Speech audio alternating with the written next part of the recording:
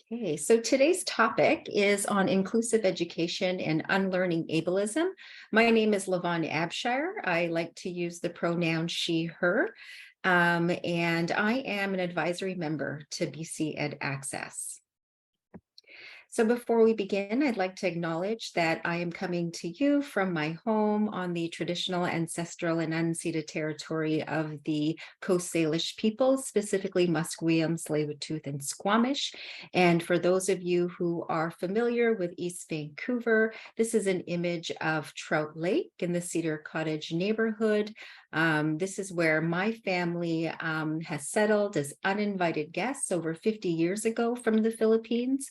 I'm a second generation Filipina and a mom to a 12-year-old son who is autistic and also has some other disabilities that do impact his learning. In terms of who BC Ed Access is, I thought I'd just share a little bit about the organization. I'd mentioned that I'm an advisory member there, and I'm a volunteer parent when it comes to this specific society. It is a registered charitable organization serving families of students with disabilities and complex learners all over the province of BC. Some of you might already be connected to BC Ed Access, whether through our Facebook page or some of the conferences and workshops that we've hosted. Our parent peer support group has over 5,000 community members, and we provide information and support for individual families, educators, and organizations like yourselves about the human right to equitable access to education, as well as advocating to government for systemic change. So lots of information here and how you can get connected to BC Ed Access and perhaps even sharing this with the parents and the families at your schools. So just in terms of how we'll be together today, this evening, I like to just share a few sort of guidelines. Although we won't be moving into breakout rooms or be involved in discussions, I just want to ensure that whatever is shared here and whatever is shared in the chat is confidential. I ask that we notice our own judgments and our biases, especially with some of the topics that will be shared today, that we stay curious and we seek to understand and not to persuade. There are lots of thoughts and opinions and a diversity of backgrounds here in this room, in this Zoom room. So I want to honor that as well. And then when, we talk about disability or we talk about the other isms that Karen had mentioned, that we're doing that in the spirit of empathy and compassion, as well as trust. And then finally, to listen and seek clarification when needed. And if we can practice openness to feedback. And I'm hoping for that too. So what brings me to this work and this specific topic is my own lived experience in being the parent of a kiddo on the autism spectrum, who's navigating education as well as other systems, whether that be the healthcare system or that's community and recreation, and trying to, ensure that he, like Vic said, has deep belonging. If whatever I can do to ensure that he and others like him, feel like they belong in schools and community and recreation, that's part of my hope. And so the hopes for this session is to define ableism and have a common understanding of the concept, to understand that disability is protected ground of human rights code, to identify how ableism shows up in education in our schools, to identify ways to be an anti-ableist, to reflect on one's own identity and the intersectionality of identities, and then to commit to unlearning ableism and to be an ally to disabled individuals and their families. So I'm hoping that that's what we all agreed upon and what we're here this evening for. And I just want to invite and honor the diversity of your backgrounds that you're bringing today. And acknowledge that language matters and it's always changing. And I want to honor the diversity of ways in which individuals self-identify. And as parents, this is specifically, my own thought is I might have a way about how I talk about my child. I said that he was autistic. I said that he was on the autism spectrum. And so I just want to acknowledge that I might have a way of talking about my child now, and that I need to consider that I should take his lead in how he wants to self-identify when he's ready. I'm going to try my best to use identity first language in this presentation. That's saying disabled person versus person first language. And this might be different in different spaces, and different disability communities might choose or prefer identity first language, or they might choose and prefer person first language. And so that really connects to the fact that disability is not a monolith. So one person with a disability, which might be a mobility issue or physical disability, is not exactly the same or has the same experience as maybe my child who's autistic. So in terms of ableism defined, this particular definition that's here is directly from the BC Human Rights Code.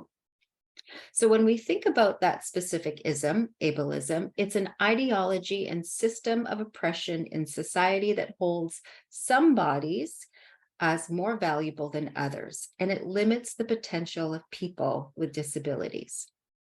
People with disabilities are assumed to be less worthy of respect and consideration, less able to contribute and take part of, and less value than other people. And it can be conscious or unconscious, and it's embedded in institutions, in systems, and the broader culture of society. So similar to other oppressions like racism or ageism, it's a belief, it's an attitude, it can be conscious or unconscious, and it really does put a specific identity as less than, having less dignity. And so we can't talk about ableism, and we can't talk about racism or ageism or homophobia or transphobia without talking about systemic oppression and taking that lens. So what is systemic oppression? And this is just a 101 for everyone, because for me, it's really important that we ground it in systemic oppression. It's the intentional disadvantaging of groups of people based on their identity, while advantaging members of the dominant group.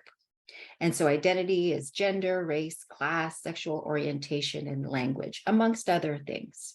It is systemic and has historical roots in colonization. Now, I highlight the dominant group there because I use it as a comparison to a non-dominant group. And if you were to Google, dominant group, dominant culture in Canada, this particular image comes up. I have nothing against our current Prime Minister, but it's just an example of what the dominant group is here in Canada. And so that's cisgender, white male, upper class, Roman Catholic, educated, which we know. And at this point in time, I don't think our current Prime Minister has disclosed any disability. So when we think about all those other groups who are oppressed, it's in comparison to what the dominant culture is. And as we know, in our own history here in Canada, systemic oppression is rooted in colonization, dating all the way back to 1497, when John Cabot was commissioned to come to explore what is currently known as Canada. So it's important for us to link that back to the other oppressions that exist. And so when we think about various oppressed groups, racism, sexism, classism, ageism, homophobia, ableism, transphobia, those are the oppressed groups that we're thinking about. And what's important is that these oppressed groups are protected. Their identities are protected. Their human rights are protected by specific laws, whether that's the UN Declaration of Human Rights, our current BC Human Rights Code. We see this in our School Act. We see this in the Special Education Policy. So disability is a protected identity through these specific rights. And I just want to touch on intersectionality. because we can't just look at disability on its own. So I mentioned to you that I am a second generation Filipina. My kiddo is also Filipino and is biracial, and he also has a disability.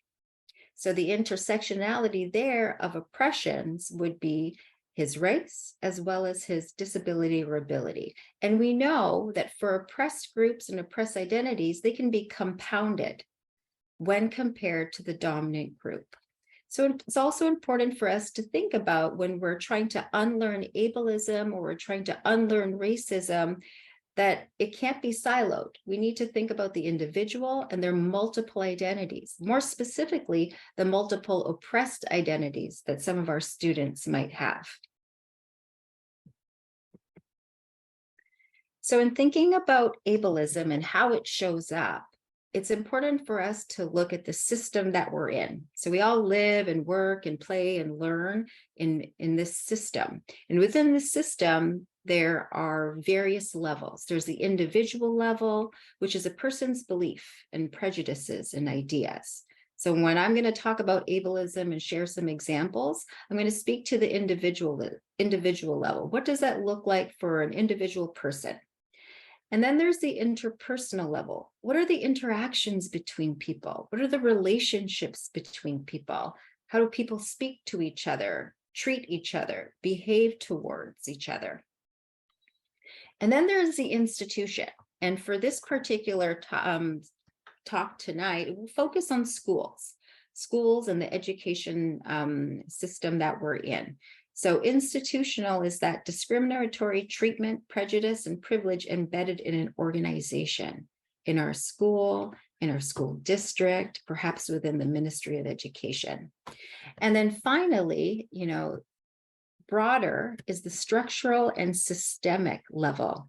We hear that a lot: systemic racism, systemic ableism. And so that's across the institutions and throughout history. That's looking at public policies that we have, the practices and other norms, and it creates this hierarchy of groups that we currently see and we currently live in. So I'm going to walk through some specific examples of ableism, linking these to the different levels of the system that we live in. But before I do that, I just want to give a little history lesson on schools. And so schools came to be during the Industrial Revolution, and that was around the time of the 1760s to the 1820s. Industrial Revolution factories required able and consistent workers to produce safe and reliable products consistently, and so too should schools. So our schools were designed and were developed based on the factories during the Industrial Revolution that were hoping for able and consistent workers and to produce safe and reliable products consistently. And that same ideology was then transferred to schools.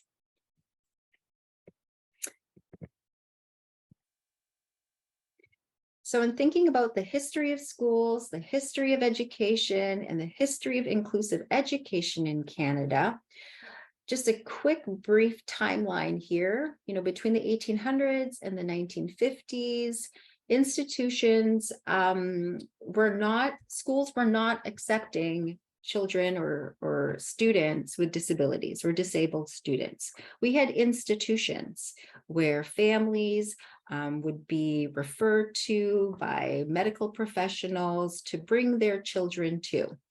More recently, we've had the closing down of our institutions for individuals who are disabled or disabled individuals. So we moved to 1950s, 1960s, and we begin to see with the human rights and civil rights, we start to see some individuals, disabled individuals coming to schools.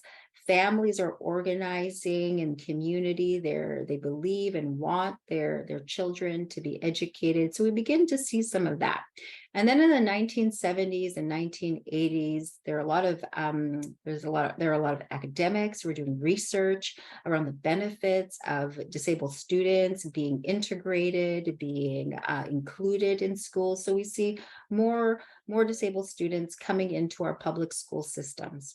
And then in the 1990s and the 2000s, we see rights affirmed, whether that's the UN Declaration of Rights or the BC Human Rights Code.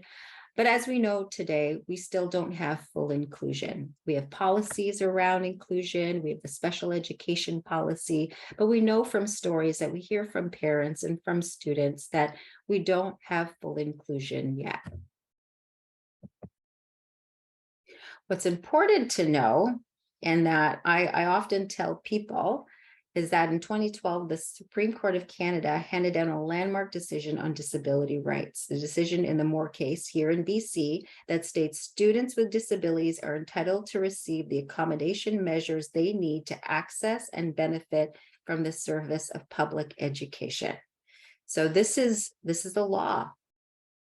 It has been made law, and yet we still see and hear and observe the challenges that many students and families are facing in our public schools. So now I'm going to talk a little bit about how does ableism show up, because we still see it. We know we don't have full inclusion. We know we don't have that deep belonging that VSB has stated in their equity statement. So I think it's important to be able to identify what does that look like. And so at the individual level, it's really one's attitudes, beliefs, and prejudices about disability and disabled individuals. And some examples can be pitying individuals with disabilities and feeling sorry for them. Having deficit thinking, or this automatic assumption of what they can and cannot do.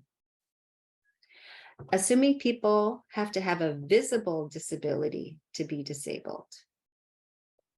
Assuming people with disabilities need to be fixed or healed.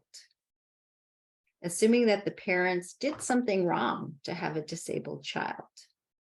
And this really speaks to the various models of disability through history. There have been different models of understanding disability, some rooted in religion, so that last bullet point there, assuming that parents did something wrong, like this was a punishment from one's God. And what's important now is to understand that, we need to take a more social model of disability, that it's not necessarily the individual that needs to be fixed, but we need to look at our environment, and we need to look at people and the attitudes and how they treat others, specifically disabled folks. So that's at the individual level. We might have some feelings around this when I say this. And what's important to note is that these thoughts and these feelings and these prejudices that we have may be conscious or unconscious, but it's something that's socialized within us. It's something that we've seen growing up, and we have this opportunity now to change some of these thoughts and ideas that we have. Continuing on with the individual, there is something called internalized ableism. And that's when a disabled person takes these negative beliefs felt by society about disability and projects those values and beliefs onto themselves. And they usually manifest in low self-esteem, anxiety, sadness, and isolation. And we know that about disabled students. We've heard that in research, this feeling of not feeling like they belong, feeling isolated, not feeling like they can achieve. So I think it's really important for us to be mindful of our disabled students, and to make sure that we're looking for some of those signs. Research shows that when it comes to mental health, disabled individuals have lower mental health and lower health outcomes. So something for us to really pay attention to in our schools. At the interpersonal level, here are some examples and how it might show up. Infantilism. So talking to disabled folks like they are a child. I've seen that before. I might even myself, if I think back to, when I used to be a school teacher, I might have talked like that in a way where I didn't need to. So I think it's important for us to be thinking about how we speak to disabled folks as if we're speaking to everybody. Questioning if someone is actually disabled. So that's important too. Just because we don't see it, or they don't meet the expectations or assumptions that we might have of what disability looks like, it's important that we're not questioning, asking how they became disabled. It's often good to take the lead from others. And then we've heard this before. I think many of us know about microaggressions. Microaggressions can apply to many different identities. So not just, there's microaggressions around racism, there's microaggressions around racism and homophobia and transphobia. There are also microaggressions around disability. So examples can be using disorders or diagnoses flippantly, like words like lame or ADHD, or thinking about, mental health disorders like OCD. I've often heard, oh, I'm so OCD. So doing our best to be aware of the language that we use is really important. And then bullying and harassment towards disabled students. We know that exists. We know that exists from research. We know that exists, when we hear that, on our BC Ed Access Facebook page, parents sharing some of the stories of the hurt and the harm that their students have experienced, is really hard to hear. So just some examples at the interpersonal level. A couple more that many might be familiar with, or you might hear from other parents. Segregation that's happening in our schools. Students not included in group projects because they don't believe this disabled student can contribute, or they might interfere with the non-disabled student's learning. So that's really at the helm of the teacher, the educator in the classroom, segregating disabled students.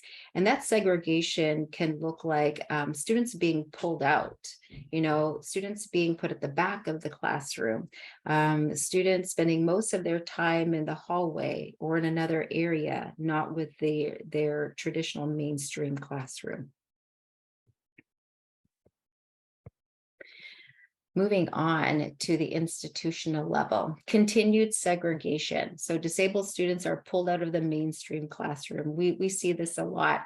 And my kiddo is about to go into high school, and where there was, better inclusion that happened elementary school, high school will look a bit different, and in my observation and understanding of high schools, we see even greater segregation with life skills programs or life skills and resource programs.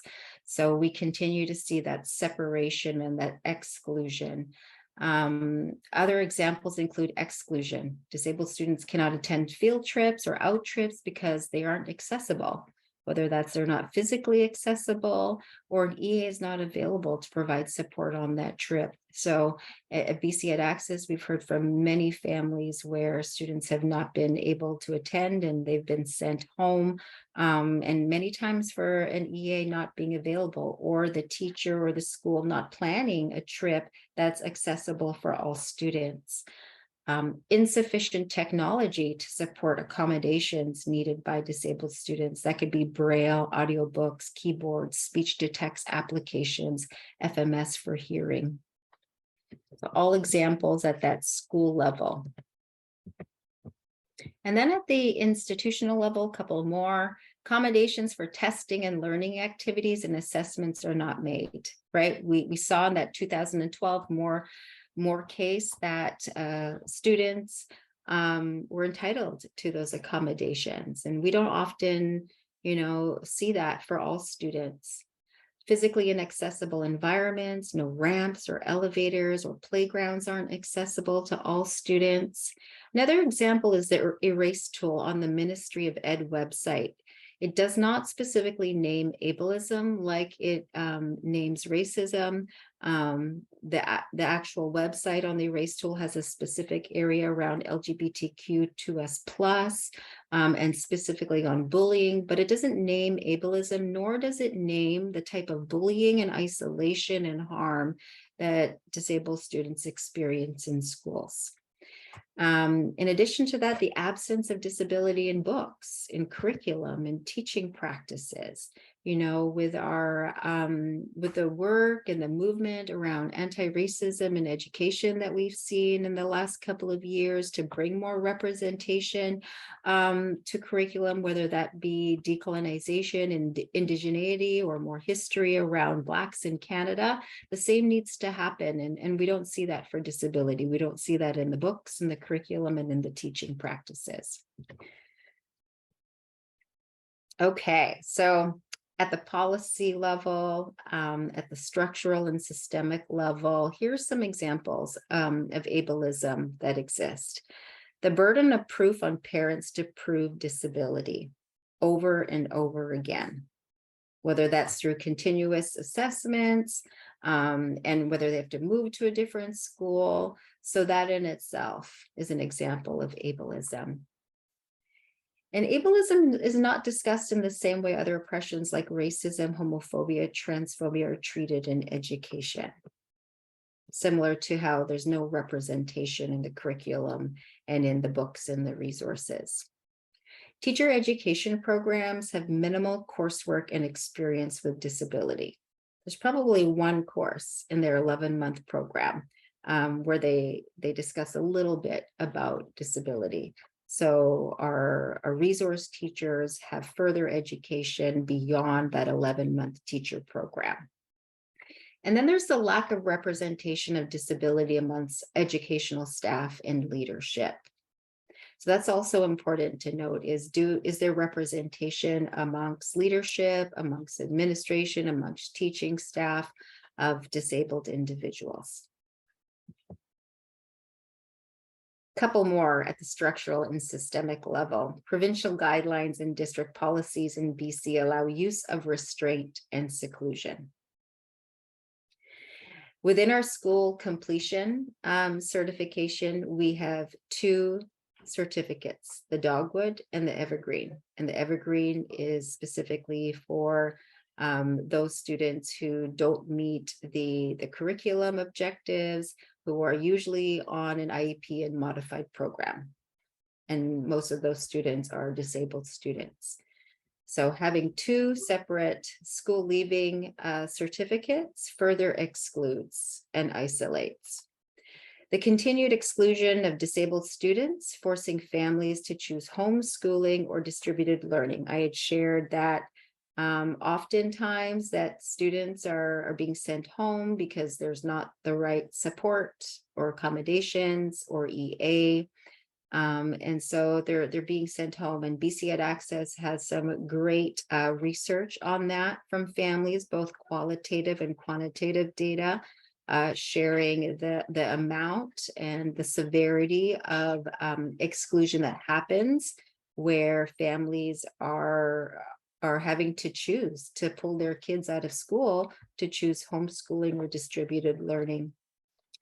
And it's interesting, I heard the tail end of your conversation around school liaison officers, not school officer liaisons, but that in itself is something to think about when it comes to ableism and how school liaison officers in their understanding of disability and the intersections of those oppressed identities, how are they contributing to ableism and the exclusion of disabled students?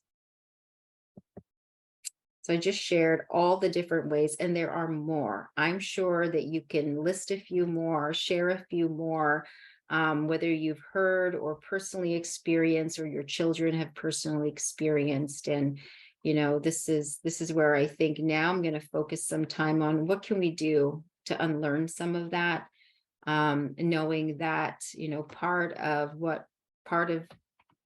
ableism and all the other forms of systemic oppression that we might demonstrate or show is learned. We learn a lot of this through the years, and we can unlearn that. And this is a great opportunity for us to unlearn that and to be advocates and allies to the disabled community. So it's really important to it's not enough to say that you're not ableist, similar to it's not enough to say that you're not racist. We have to be anti-ableist. We have to be working against all those things that are ableist. And we must believe that disabled individuals are entitled to basic human rights like education, healthcare, and employment. It has to be rooted in that everybody, is entitled to those basic human rights, including education. And that we take on the sentiment of nothing about us without us. So really including the disabled community and disabled individuals and families and students in the work that we do to undo some of this learning and to create more inclusion within schools. And so at the individual level, I'm just going to share a few strategies and ways in what we can do. And I'll say we, because this is ongoing for me too. This is ongoing for me in being an anti-ableist and checking my own assumptions and what I've learned. And so a good place to start is to develop cultural humility through exploring one's own identity, privilege, and power. I shared with you, I'm a second generation Filipina, I'm cisgender, I'm a mom to a kiddo who's autistic. And so I have to think about all those pieces of my identity and how can I develop humility as somebody who doesn't identify with disability? I don't have a diagnosis, and so I have some privilege in there. And so how do I use that privilege in a way to be an advocate? Identifying pre-existing biases and attitudes that you might have about disability. I'm not going to lie and say that I have no pre-existing biases and attitudes. My son, in being his mom, clearly put the mirror in front of my face in terms of, what biases I might have. And so I think it's important that we're always reflecting on the biases that we do have. And then be patient with yourself and compassionate. It took how many X years to get here and develop these beliefs and attitudes and assumptions that we have. So we can't just think that this is going to happen overnight. So be patient. And then learn more about disability and the disability community and how to be an ally. So many resources out there to just really learn and see how you can be better connected. This is the social identity and wheel of power. When I do some group coaching facilitations with folks, this is a great tool for being able to reflect on one's identity, being able to reflect on the power that's attached to your identity and some of that privilege.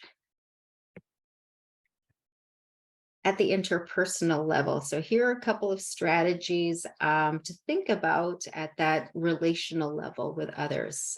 So, stop using microaggressions and then intervene when you observe them for others. This could be a whole other workshop that I've led in the past around microaggressions. So an example of a microaggression that is ableist is he doesn't look disabled. Why does he get to take the test orally?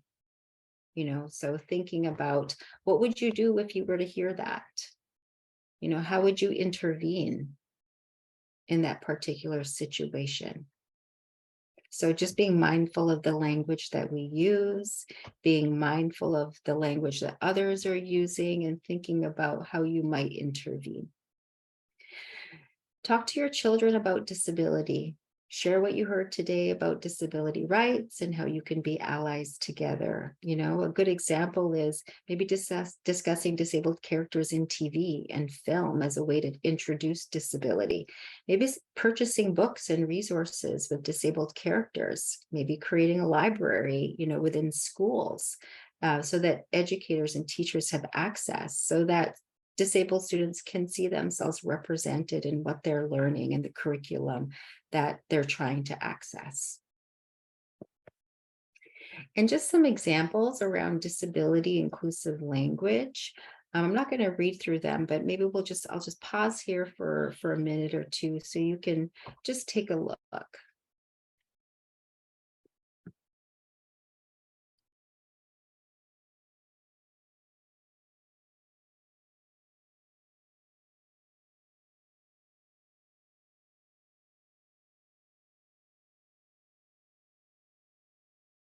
Okay.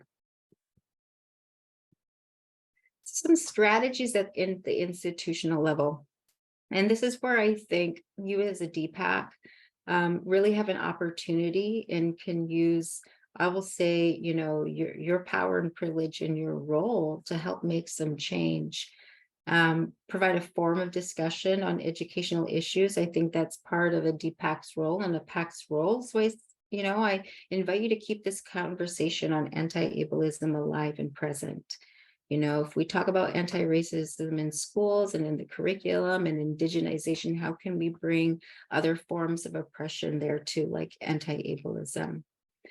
Advocate for accessible spaces, learning resources, and curriculum for disabled students. And I know that's different from school to school, based on budgets and areas, but if we can somehow advocate for equitable access across schools for some of these ways in which we can accommodate or make accommodations to learning, that would be so helpful. Dedicate financial support to inclusive education and anti-ableist goals in schools. Purchase books and resources that represent disability.